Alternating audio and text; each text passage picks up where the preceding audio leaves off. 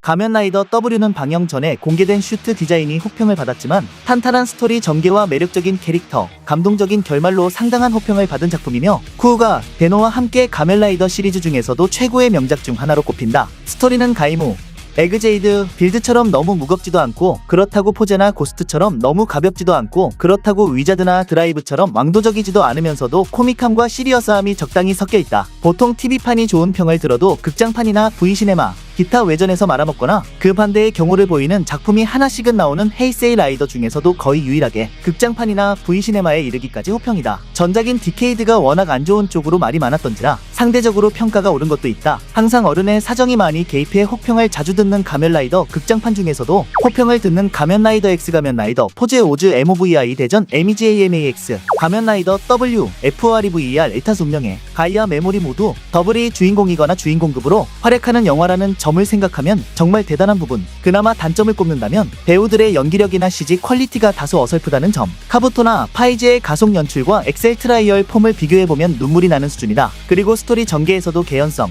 캐릭터성 등의 측면에선 악역인 키리히코가 마지막에 애양민으로서 긍정적으로만 비춰지는 점과 후반부의 소노자키 와카나의 갑작스러운 캐릭터 변화, 재단 X 및 카즈준의 갑툭튀와 같은 세부적인 몇몇 요소에서 억지스럽거나 매끄럽지 않은 부분들이 있어 아쉬운 평이 없지는 않다. 히로인인 나루미 아키코도 초반부의 민폐 및 다혈질적인 성격에 배우의 외설 사건까지 있어서 히로인으로서의 평가는 좀 아쉬운 편이다. 이후 2021년 NHK가 주최한 전 가면라이더 대투표에서 작품 부문 2위, 라이더 부문 2위를 차지하면서 시간이 지나도 여전히 높은 인기를 보여주고 있다. 심지어 기수 차이가 있긴 하지만 헤이세이 출신 라이더 중에 가장 인기가 많은 가면라이더 데노를 상대로 견주고도 막상막하 취급을 할 정도의 인기를 자랑하며 위자드와 같은 10주년 기념조차 묻혀질 정도로 현재 진행형으로 상당한 푸시를 받을 정도. 실제로 모든 헤이세이 라이더를 통틀어 극장판이나 웹버전 등 본편에 외전 내지 연장선 격인 작품을 제외한 정식 후속작이 나온 작품은 이 작품 외에는 존재하지 않는다.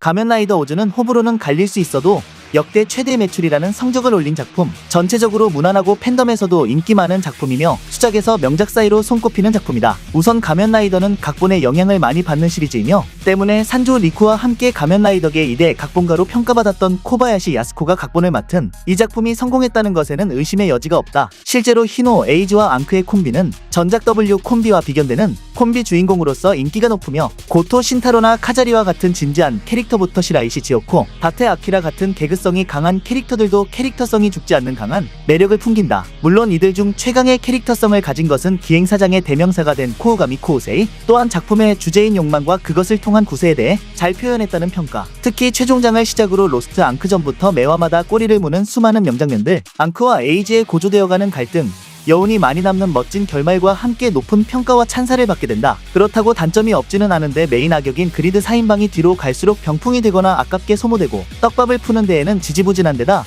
스토리를 푸는 데에 집중한 나머지 본래 없었던 설정을 끼워 넣는 등 코바야시 야스코의 단점이 그대로 드러나는 작품이기도 했다. 이로 인해 중후반부까지의 스토리 진행이 박진감이 떨어지고 흐지부지 되기도 하였다. 그 밖에도 가면라이더 데노와의 비교도 피할 수 없었으며 상당히 비슷했다는 점에서 호불호가 갈리기도 했다.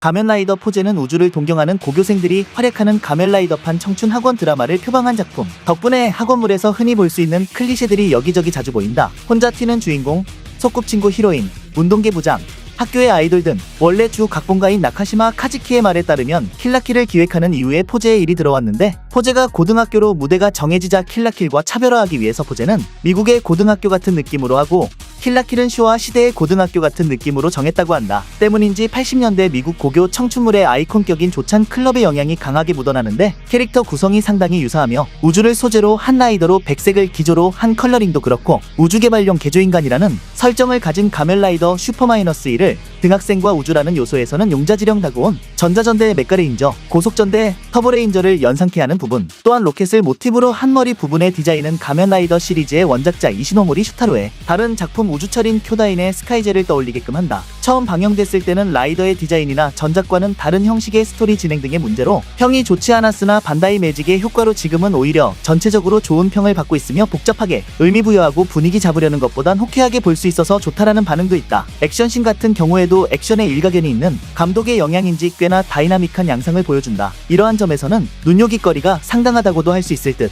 이전 라이더 시리즈와는 이질적인 분위기나 디자인 등으로 호불호가 갈리지만 본작만의 분위기를 끝까지 유지하면서 무리수를 두지 않아 모난 전개가 없고 스토리 면으로도 40주년 기념작에 걸맞은 수작이라는 평.